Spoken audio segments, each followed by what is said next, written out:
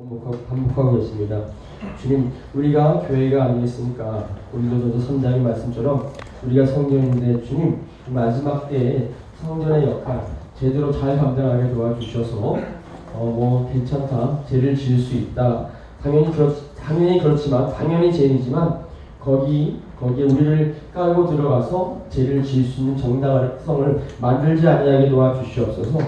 우리가 하나님의 일을 실패할 수 있다. 물론 그럴 수 있지만 그런 정당성을 미리 만들어내는 것이 아니라 운명의 강사가 이길 수 없다는 그 예수님의 말씀, 하나님의 말씀을 우리가 붙잡고 고백하며 나아가는 그 말씀, 오히려 그런 말씀들이 우리 안에 살아 역사되어서 나는 인간이고 죄인이지만 예수님께서는 우리를 죄를 이길 수 있는 약속을 주셨구나, 힘을 주셨구나, 말씀을 주셨구나. 그 안에서 저희가 신앙생활하게 도와주시옵소서. 주님, 우리는 연약하지만 이 안에 계신 성령님은 완전하시며 온전하십니다. 우리는 부족하지만 예수님은 충만하십니다. 성령 도와주십시오. 나는 할 수 없습니다. 죄를 이길 수도 없고 내 꿈을 거룩한 욕심으로 만들어낼 수도 없습니다. 주님, 거룩한 것으로, 선한 것으로 주님께서 빚어주시고 우리 부족하지만 이 모든 것을 합력하여서 선을 이룰 줄 믿습니다. 우리에게 선으로 약속하신 하나님께 감사드리며 사랑의 은혜 많으신 우리 주 예수 그리스도의 이름으로 기도드립니다. 아멘. 할렐루야. 아멘. 조금 전에 내가 일부러 제가 볼 때는 이 시간에 갖다 주는 것 같아요. 우리 조금 전에 동생을 위해서 우리 축복합시다. 네, 우리 축복합니다. 동생자매 축복해요. 항상 그렇더라고요. 목사님 우리 11시 예배 때도 뭔지 모르겠는데 항상 시작할 때쯤 되면 목사님 옆에 가서 뭐 쪼갈쪼갈거려요. 그래서 우리 정민자는 정말 티나는 거 엄청 좋아하는구나. 그래도 정말 귀한 건 뭐냐면요. 토요일날 오후만 되면 청소를 매주 합니다. 토요일날 오후만 되면 좀 어떨 때는 좀 뭐라고 해야 돼, 너무 드러내서 자기 청소한다고, 자기가 청소했다라고 드러내는 게 좀 많이 꼽기는 하지만 그래도 매주 청소를 하는데 누가 시키지도 않았습니다. 목사님이나 저나 벨사님 청소를 원래는 좀 하시고 계셨죠. 사모님이나 도와달라는 말도 하지 않았고 청소하라는 말도 하지 않았는데 얼마나 또 귀한지 모릅니다. 그래서 그래도 상급이 크구나. 와. 왜냐하면 하나님은 경순자매의 그 수준만큼 보실 거고 그 수준에서 정성을 다하는 것을 보시기 때문에 어떻게 보면 경순자매보다는 앞서야 되겠다라는 제가 이렇게 그 결단과 고백을 가끔씩 하게 됩니다. 이렇게 티를 내는 게 인간적으로 그러긴 하지만 인간적으로 그래도 목사님을 섬긴다는 그 마음 자체가 얼마나 귀한지 모릅니다. 그리고 셋째 주 되면 누가 오시죠? 김종명 장로님이 오시잖아요. 뭘 준비하는지 아세요? 비타 500. 지난주에 그 장로님께서 비타 500을 안 드셔가지고 마음이 섭했을지도 모르겠습니다. 안 먹으니까. 장로님은 그냥 편하게 반응하신 건데 우리 경순자매는 이미 준비하고 있었거든요. 이미 비타 500을 저한테 보여주더라고요. 비타 500 샀다고. 네, 저는 모른 척했지만 왜냐면 너무 또 칭찬해주면 머리 위에 올라설까 그러는데 너무 귀하고 감사하고 정말 그런지 모릅니다. 우리 말씀 바로 진행을 할 텐데 지금까지 봤던 것들에 대한 복습이라고 생각하시면 되겠고요. 그러니까 바로바로 말씀해 주시면 조금 넘어가도록 설명 중요한 것들은 하겠지만 이게 새로 하는 게 아니라 지금까지 봤던 것들의 복습. 근데 요것만 성경을 보는 여러 가지 관점이 있지만 제가 그냥 기억나는 거 그 하고 있는 것들을 그냥 적어놓은 건데 간단하게 우리 주제별로만 본다면 이게 너무 중요한 제목이기 때문에 요거는 그냥 기억을 하셔야지만 되는데 이미 알고 계시지만 다시 한번 언약. 그래서 아브라함의 언약 그 첫 번째 언약이 아담과의 언약으로 보통 시작을 하게 되는데 약속이란 주제 그리고 하나님의 나라 이 하나님의 나라는 왕이란 주제랑 연관이 되어 있겠죠. 그러니까 성경책을 볼 때 그 관점으로 보라는 거고 성경책을 볼 때 이 주제 안에서 보라는 건데 죄송하지만 이 언약이라는 주제는요 이방인의 눈으로는요 쉽게 볼 수 없는 관점입니다.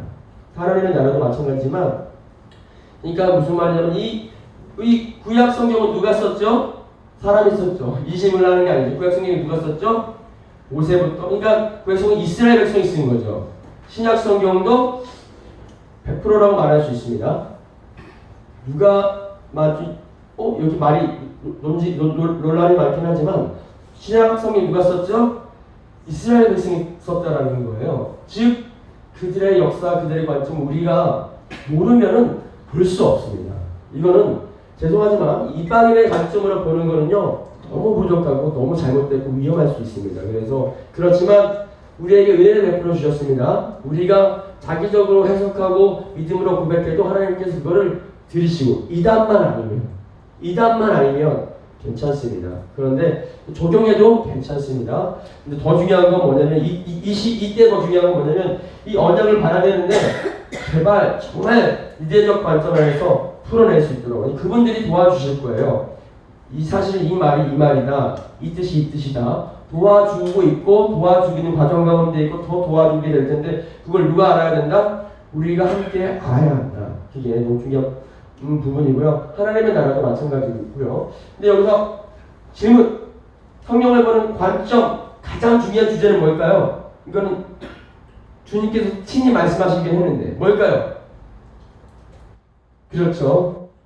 예수 그리스도 친히 말씀하셨죠. 나에 대해서 기록되어 있지 않냐 이렇게 친히 말씀하셨기 때문에 그거 우리 확인하고 한번 성경을 보는 자세 이것도 신학교 가면 많이 많습니다. 저는 좀 너무 이해가 안 되는 게 뭐냐면 신학교 가면은요 성경이 진짜인가 가짜인가 그리고 말이 되나 안 되나 이런 것들에 대한 논란이 있어요. 그러니까 저는 너무 답답한 거죠. 와 이렇게 신학교에서는 배우지 않아야 되는 것까지 배워야 되는 거구나. 얼마나 마음이 아픈지 모릅니다. 간단하게 제가 정리해가지고 왔는데 시작. 성경은 정확합니다. 물론 이게 가지고 오면서 번역하면서 그런 오류가 있지만 원본은 정확하다. 원본은 없죠. 기본적으로 필사본이 있는데 정확하다. 성경은 진리이다. 성경은 사랑이다. 이 가지 너무 중요합니다. 사랑, 진리, 무오하다. 정확, 무오하다. 오늘 보고자 하는 건 요겁니다. 이 네 개를 제가 가지고 왔는데 역사적 관점 하면 그러니까 이거를 정확하게 맞춘다, 정확하게 안다가 중요한 게 아니라 성경을 이런 흐름 안에서 보는 게 맞겠구나라는 것을 우리가 다시 한번 인지하는데 이걸 우리가 모르는 게 아니라 이미 알고 계시는 거고 이미 설교를 했고 그러니까 제가 이 역사적 관점입니다라고 말하진 않았지만 알고 있는 거죠. 역사적이라는 얘기는 사실이라는 얘기고 사실이라는 얘기는 이미 존재한 거고요. 이미 지금 존재하고 있는 거고 앞으로 존재할 것도 역사적 관점에 들어가는데 이걸 뭐라 그러죠? 앞으로 실행되는 걸 또 어떻게 보면 예언이라는 표현과 같이 들어가겠죠. 예언. 그러니까 이게 다 섞여 있다라고 보시면 되는데 조금 구분해서 오늘 보면 조금 도움이 되지 않을까 생각이 듭니다. 그래서 역사적이라는 뜻은 사실이다. 실제로 있었다. 이게 그리고 그러니까 우리 머릿속에 있는 게 아니라 우리 땅 가운데 일어난 일이었다. 이런 의미가 굉장히 중요하고 상징적인 의미는 역사적인 거랑 다른 거죠. 이거는 이 땅 가운데 일어나지 않았지만 의미를 담고 있는 거죠. 상징적인 의미, 그래서 비유, 예화 이게 굉장히 중요하게 됩니다. 예수님께서 비유를 여기서 너무 중요한 게 뭐냐면요. 예수님이 주신 비유는요. 죄송하지만 이방인들이 못 알아듣는 비유가 많이 있습니다. 저도 마찬가지고요.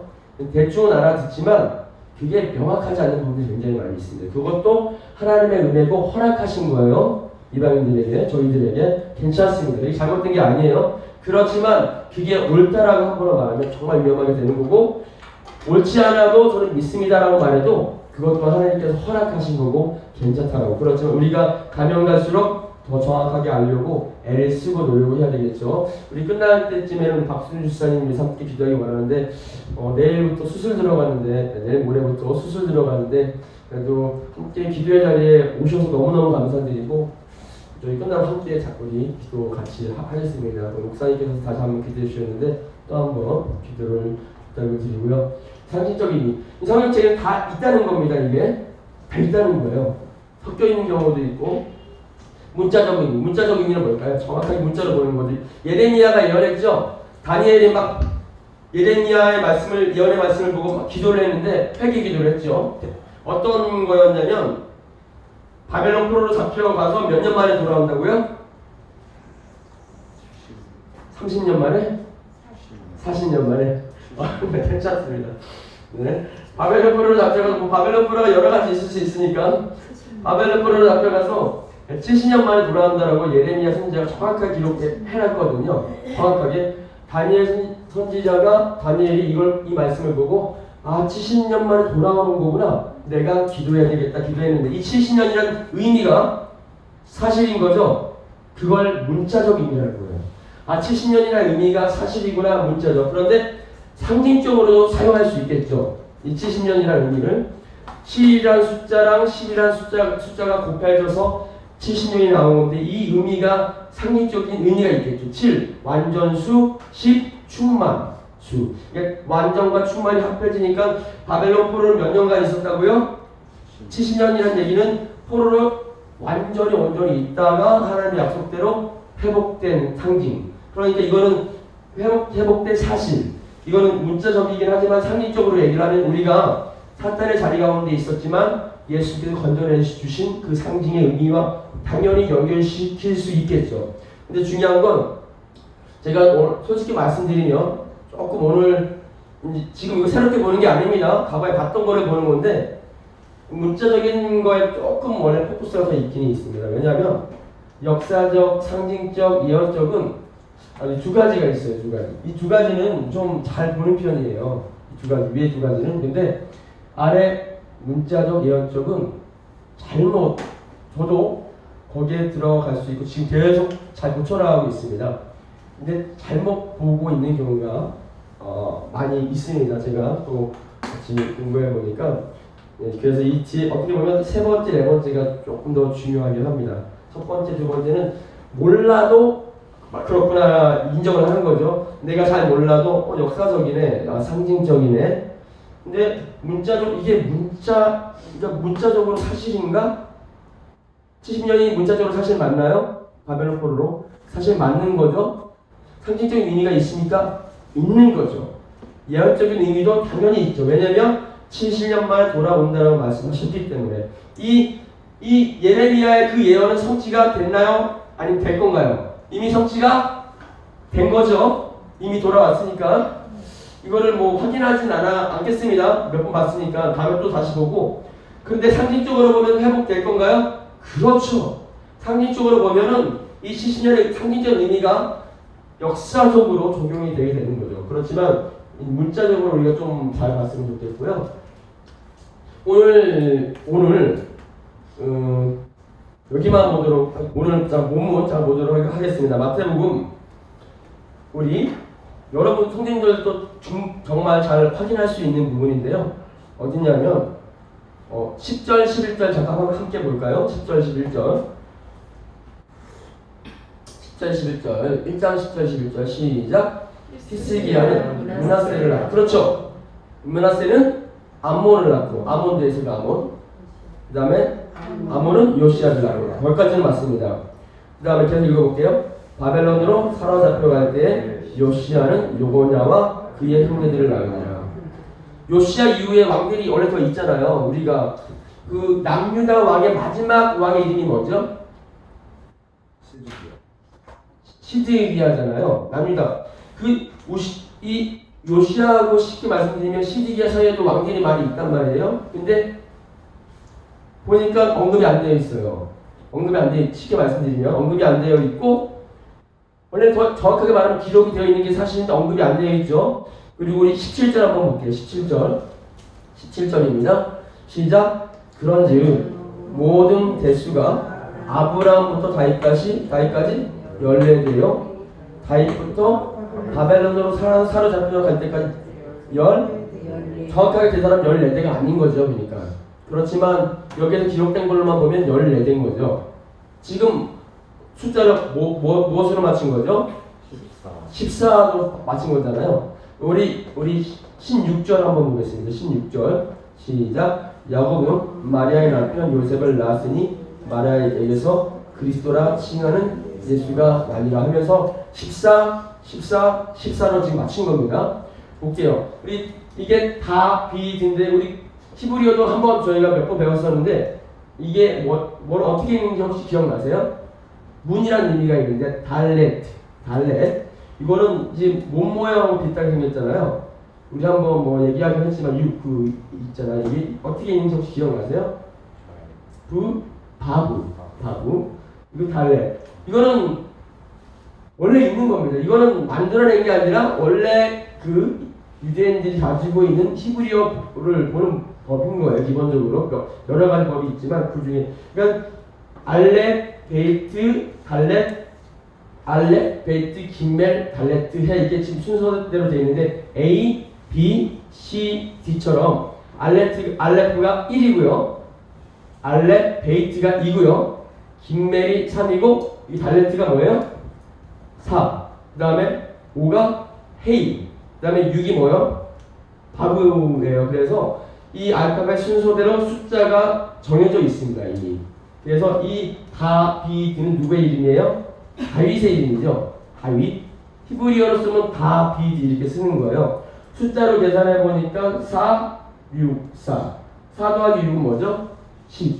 10 더하기 4는 14. 그러니까 다비드, 다윗의 이름의 의미 숫자 값은 얼마예요? 14. 다윗은 누굴 상징하죠? 예수 그리스도. 그래서 14, 14로 임의적으로 나눈 거죠. 다윗을 통해서 누굴 보기 위해서 예수 그리스도. 왜냐면 이스라엘 백성은 누굴 존경하죠? 아브라함도 존경하고 또 누굴 존경하죠? 다윗도 존경하고 그분들이 여기 기록되어 있잖아요. 보세요. 1절 볼게요. 1장 1절 시작. 아브라함과 다윗의 자손 예수 그리스도의 계보라. 그래서 이렇게 구분을 한 거죠. 유대인들이 이거 보면 바로 압니다.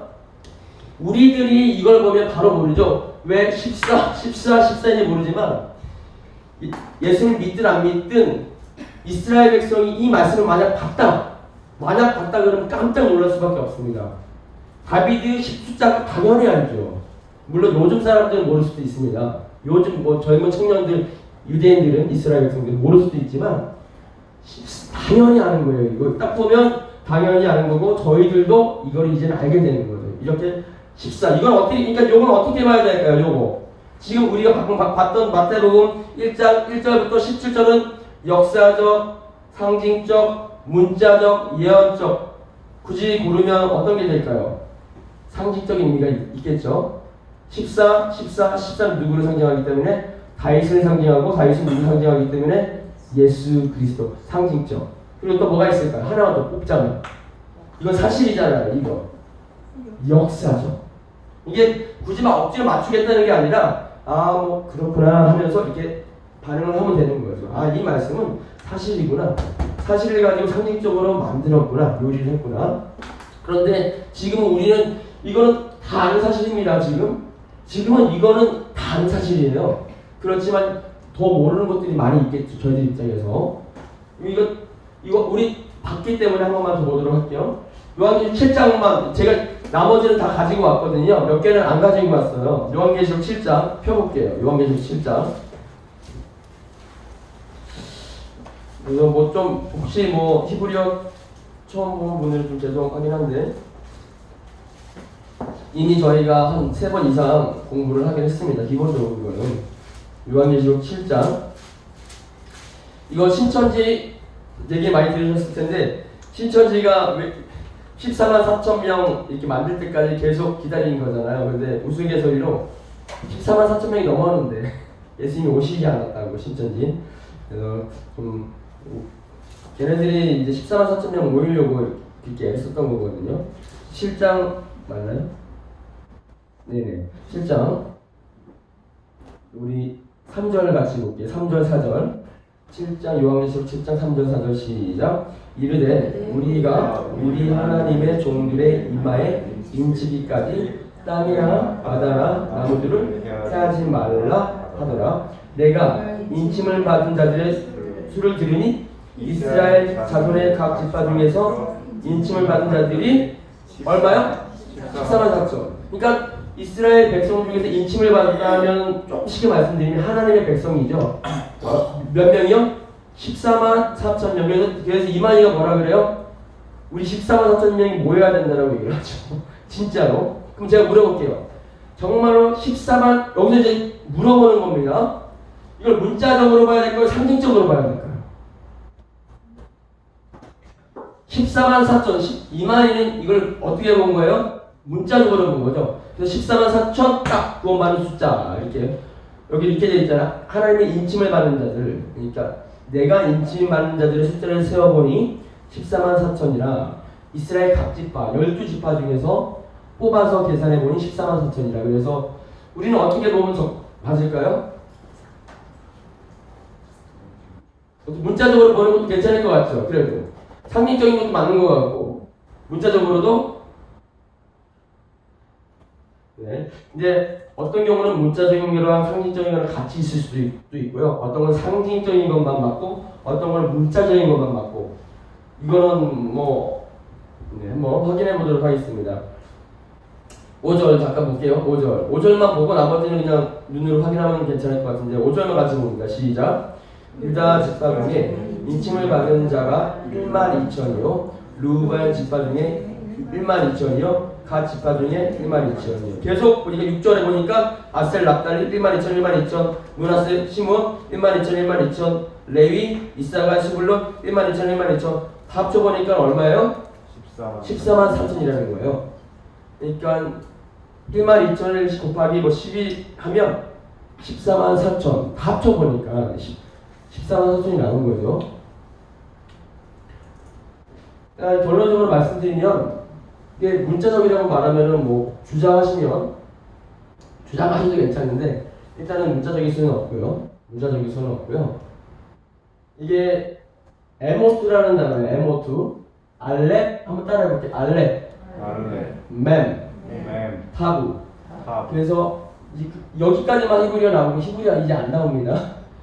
알렙은 히브리어의 몇 번째? 첫 번째. 알파벳에. 타부는 히브리어의 몇 번째? 마지막 알파벳이에요. 맴은 맴이라고 하는데 맴은 히브리어의 몇 번째일까요? 첫 번째, 마지막. 한번 했었기 때문에 여쭤보는 거예요. 정중앙으로 여러 가지 두 가지 버전이 있긴 있지만 알레프 타부가 처음이고 마지막이고 이게 알파와 오메가 아시죠? 그 의미랑 같은 거고요. 맴은 이 히브리 알파벳 정중앙에 있는 거예요. 숫자값을 말씀드릴게요. 알레프는 어렵지 않죠? 몇이죠? 1이죠. 아까 말씀드렸죠. 1. 타부는 400입니다. 400. 맴은 40이에요. 그러면 합쳐보세요. 얼마 나와요? 400 더하기 40 더하기 1. 우리 용상이 수학을 좋아했는데 감사합니다. 400 왜요? 441이죠. 441? 이스라엘 백성들은요 숫자를 두 가지 버전으로 이제 해석을 합니다. 그러니까 4, 4, 1, 4 더하기 4 더하기 1 하면 몇이에요? 9. 9라는 의미도 들어가 있고요 여기 안에. 그리고 숫자를 뒤집어요. 그러면 어떻게 돼? 몇이 나오죠? 100. 이게 441을 여기서부터 있는 거죠. 144. 144라는 의미는 뭐냐면요. 에모토의 의미랑 같은 거예요. 즉 144는 이 진리란 의미랑 같은 건데 진리는 누구시죠? 예수 그리스도. 쉽게 말씀드리면 예수님을 믿는 사람들. 근데 여기 144 곱하기 1000 하면 몇이 나오죠?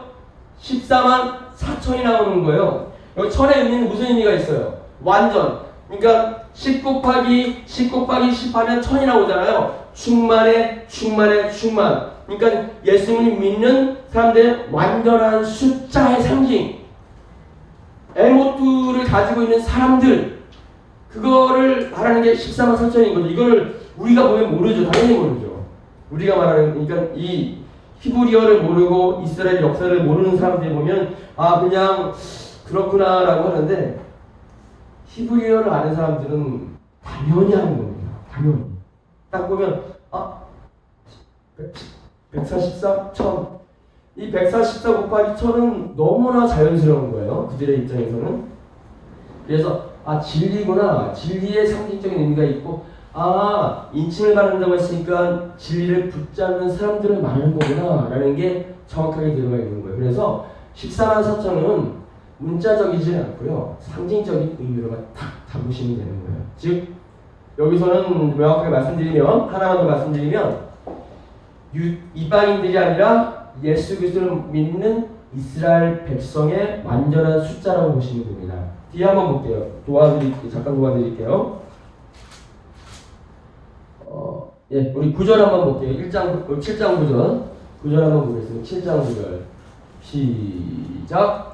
이일 후에 내가 보니 각 나라와 족속과 백성과 방언에서 아무도 능히 셀 수 없는 큰 무리가 나와 흰 옷을 입고 손에 종려가지를 들고 보좌과 어린 양 앞에 서서. 그럼 이들은 누굴까요? 각 나라와 족속과 백성과 방언에서 아무도 능히 셀 수 없는 무리가 무슨 옷을 입었어요? 흰 옷. 딱 흰 옷 딱 아셔야 되는 거예요. 아, 예수 그리스도의 제자들이구나. 누구예요? 그러면 이들이 이방인들이에요. 이들이. 앞에서 언급한 그 14만 4천은요. 예수 그리스도를 믿는 정확하게 하나님의 백성이 된 이스라엘 백성들이고요. 이 9절에서 말하는 표현이 예수님 믿는 이방인들에 대한 표현이라고 보시면 되겠습니다. 그 다음 이사야 7장 14절 오늘 그냥 볼 수 있는 만큼만 보고요. 같이 한번 읽어볼게요. 시작.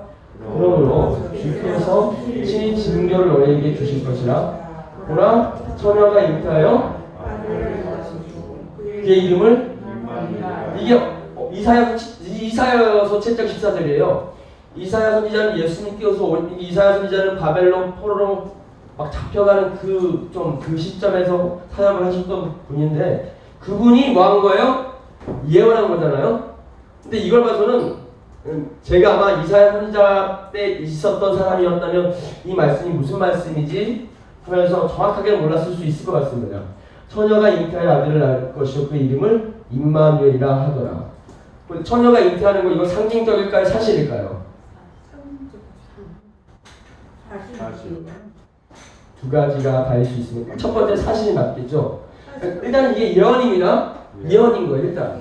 근데 그 당시에 그 사람들은 이게 예언인지 몰랐을 수도 있지만 우리는 이미 알고 있죠. 한번 볼게요. 우리 이미 알고 있죠. 마태복음 1장 23절입니다. 시작. 보라, 처녀가 잉태하여 아들을 낳을 것이요 그의 이름을 임마누엘이라 하리라. 우리는 알고 있죠. 처녀가 누구죠? 우리가 알고 있는 처녀가 마리아잖아요. 마리아가 처녀 맞죠? 처녀 맞잖아요. 처녀가 잉태한 거 맞죠? 그러니까 이 예언은 예언이기도 하고 사실이기도 한 거예요. 문자적으로 봐야 되는 거예요. 처녀가 잉태했다. 이거는 상징적인가요? 기본적으로 문자적이라는 거예요. 처녀가 잉태한 거 맞다는 겁니다.